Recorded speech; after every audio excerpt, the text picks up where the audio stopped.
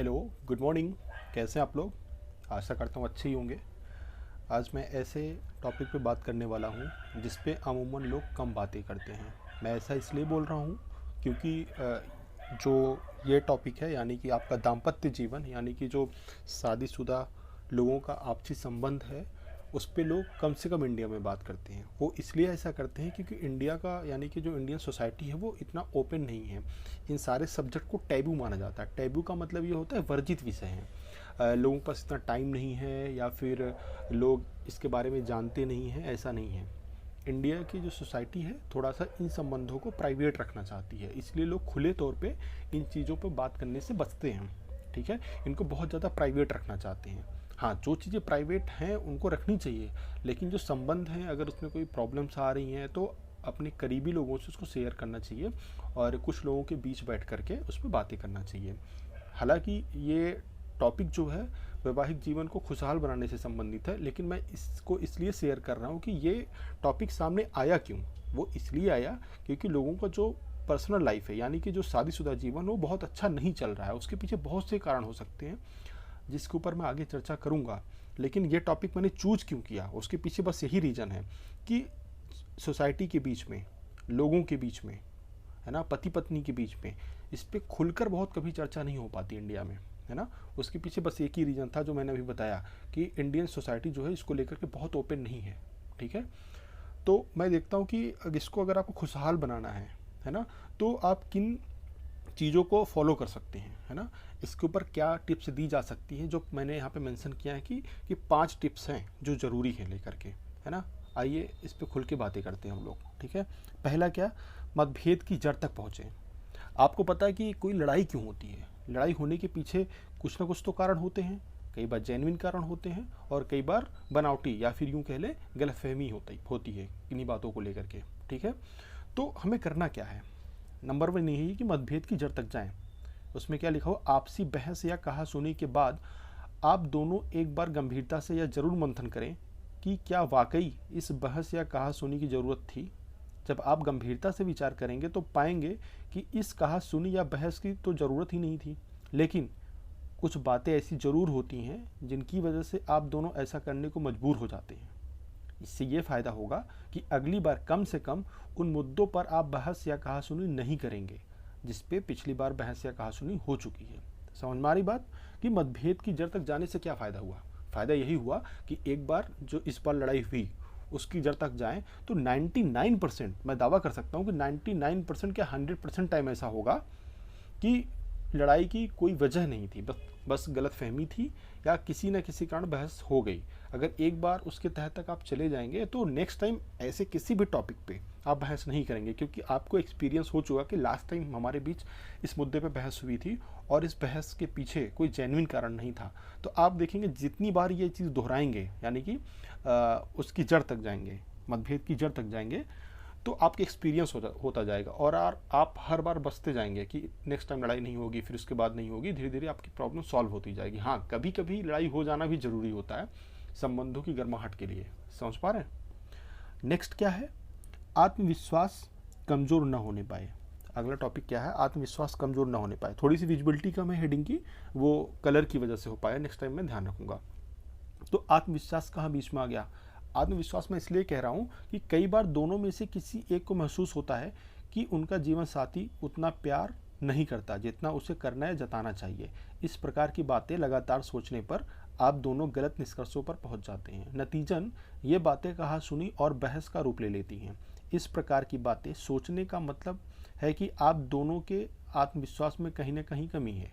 इसलिए इसलिए अपना आत्मविश्वास मजबूत बनाएं ताकि आप दोनों किसी प्रकार की गलतफहमी के शिकार ना हो पाएं। ठीक है, तो कई बार ऐसा हो जाता संबंधों के बीच में कि आप लोगों को, सामने वाले को लगता है, अगर हस्बैंड को कई बार ऐसा लगता है कि बीवी मुझे कम प्यार करती है लेकिन उसे ज़्यादा करना चाहिए, और वाइस वर्सा, यानी कि ऐसा पत्नी को भी लग सकता है।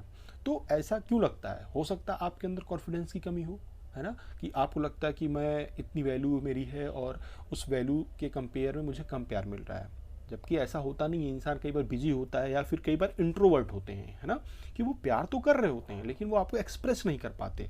तो इसको आप बार बार रिपीट करिए कि भाई ठीक है वो सामने वाला एक्सप्रेस नहीं कर रहा है, लेकिन मैं उसकी भावनाओं को समझती हूँ या समझता हूँ, है ना। और हाँ, एक्सप्रेस करना भी ज़रूरी होता है, ऐसा नहीं है, लेकिन आप अगर सोचते कि हर बार हर स्टेप पे हर कदम पे कोई एक्सप्रेस करे तो ये भी अच्छा नहीं होता। या फिर कई बार सामने वाला इंट्रोवर्ट होता है, वो चाहते हुए भी नहीं कर पाता। तो इतनी अंडरस्टैंडिंग होनी चाहिए कि बात बात में आपको ये एक्सप्रेस नहीं करना कि आप मुझे प्यार नहीं करते, प्यार नहीं करते, ठीक है। अगला क्या है, सही तरह से बात रखें। ये हेडिंग तो बहुत बड़ी है, मतलब इसमें जो मेंशन है मैं इसको आपको समझाता हूँ होता क्या है। जैसे किसी बात को आपको कहना है तो उसको सही तरीके से कहिए। होता कई बार ऐसा है कि आपको लगता है बात तो मेरी सही है, जैसे मेरे से कोई गलती हो गई या फिर सामने वाले से कोई गलती हो गई, तो जो शिकायत करता होगा उसको लगता है आज इसकी गलती, मैं इसको डांट लगाऊंगी। आपको डांट नहीं लगाना है, गलती तो सच में उसने की है, लेकिन उसी गलती को बहुत प्यार से आपको समझाना है कि आपसे ये गलती हो गई, आप इसको ध्यान रखिए। यानी कि अगर मैं थोड़ा सा सीधी भाषा में कहूँ, अगर किसी सही बात को भी, है ना, किसी सही बात को भी गलत तरीके से कहा जाए तो उसका गलत प्रभाव पड़ता है, ठीक है।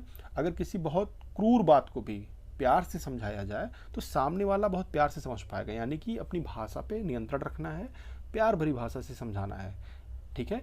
कर्कश आवाज़ या कर्कश भाषा का उपयोग नहीं करना है आपको। गुस्से में आकर, तैस में आके आपको कुछ भी नहीं बोलना है, ठीक है। आप इसको पढ़ सकते हैं, आपको बहुत अच्छे से समझ में आएगा, मैंने शॉर्ट में आपको समझा दिया है। अगला क्या है, आपस में प्रशंसा भी जरूरी है। इसमें क्या है, याद रखिए दाम्पत्य जीवन में केवल कहा सुनी या बहस की जरूरत नहीं है, न ही केवल अपने साथी को तोहफे देने या घर से बाहर घूमने जाने की जरूरत होती है। दाम्पत्य जीवन को मधुर बनाने के लिए आपस में एक दूसरे की प्रशंसा करना भी जरूरी होता है। प्यार से की गई साथी की तारीफ दाम्पत्य जीवन में मिठास घोलने का काम करती है। इसलिए हमेशा अपने साथी की कमियों के बारे में सोचने की अपेक्षा दोनों लोग यह भी सोचें कि हमारे साथी में क्या खूबियां हैं। हर वक्त कमियों के बारे में सोचते रहने से आपको केवल साथी की कमियां ही नजर आएंगी, नतीजन आपके रिश्ते में मधुरता समाप्त होती रहेगी। इसलिए समय समय पर आपस में एक दूसरे की प्रशंसा जरूरी है। आप समझ गए होंगे मैं क्या कहना चाहता हूँ। इसका मतलब यही है कि कई बार हमारी ना छिद्रान्वेषी प्रवृत्ति होती है। इसका मतलब ये होता है कि जो हर स्टेप पे, हर कदम पे कमियां ढूंढता रहता है ना। आपको कमियां ढूंढनी है, ठीक है। किसी को इम्प्रूव करना है या किसी अपने पार्टनर से कोई कमी दूर करवानी है तो कमी ढूंढना चाहिए, लेकिन आप हर एक काम में हर एक कदम पे कमी ढूंढेंगे तो उससे आपको केवल और केवल नुकसान होगा। यानी कि वो बैक फायर कर जाएगा, ठीक है। उससे आपके संबंधों में खटास आएगी, सामने वाले को लगेगा कि मुझे डीमोटिवेट करता है या फिर मेरी रिस्पेक्ट नहीं करता है, ऐसा करके, ठीक है।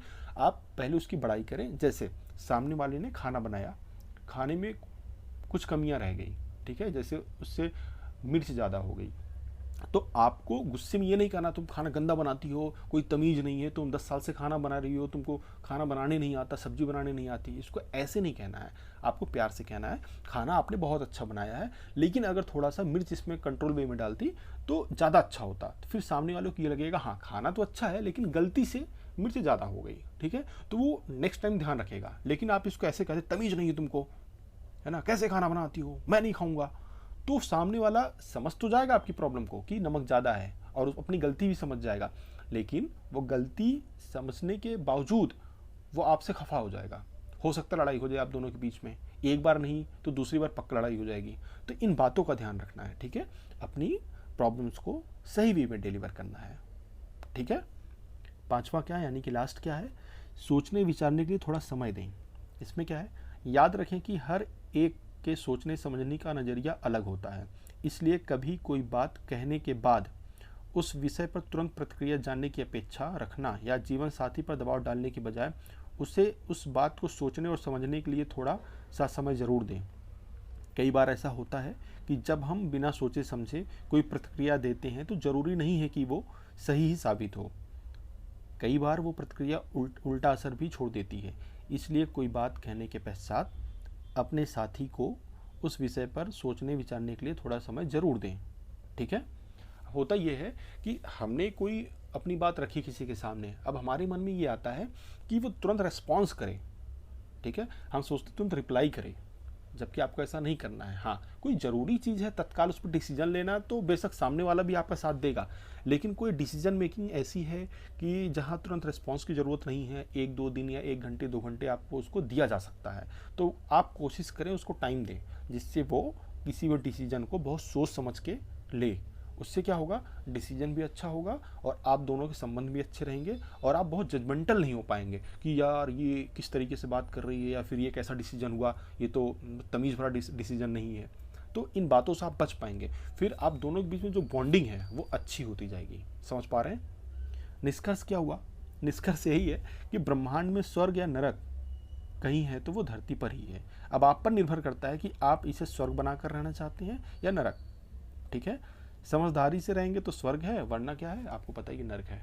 ठीक है, तो यही है। आपको लगता है कि स्वर्ग कहीं और है या फिर नर्क कहीं और है, ऐसा बिल्कुल नहीं है। इसी धरती पर स्वर्ग है और इसी धरती पर नर्क है। आप देखेंगे आपकी जानने वाले कुछ लोग ऐसे होंगे जिनका दाम्पत्य जीवन या फिर कपल लाइफ जो है वो बहुत अच्छी चल रही होगी, और कुछ लोग ऐसे हैं जिनकी बहुत ही टॉक्सिक लाइफ है ना। तो आप इसी धरती पे दोनों लोग देख रहे हैं जिनके संबंध बहुत अच्छे हैं, उनके लिए ये धरती बहुत अच्छी है यानी कि स्वर्ग है, और जिनका संबंध बहुत टॉक्सिक है यानी कि बहुत अच्छा नहीं है, उनका इसी धरती पे नर्क के समान है। ठीक है, तो आपको डिसाइड करना है कि आपको कौन सा वाला बनना है, स्वर्ग में जाने वाला बनना है या नर्क में जाने वाला बनना है। ध्यान रखिए, जीवन एक ही है और इसी जीवन को आप कैसे भी जी सकते हैं वो आपके ऊपर है। अगर आपको वीडियो अच्छी लगी हो सब्सक्राइब करें और लाइक भी करें और अपने दोस्तों में शेयर करें। अगर आप चाहते हैं ऐसी और वीडियो लाऊं तो आप कमेंट बॉक्स में बता सकते हैं कि आप किस टॉपिक पे बात करना चाहते हैं या फिर मैं किस टॉपिक पर और वीडियो बनाऊं। थैंक यू, मिलते हैं फिर नेक्स्ट वीडियो में।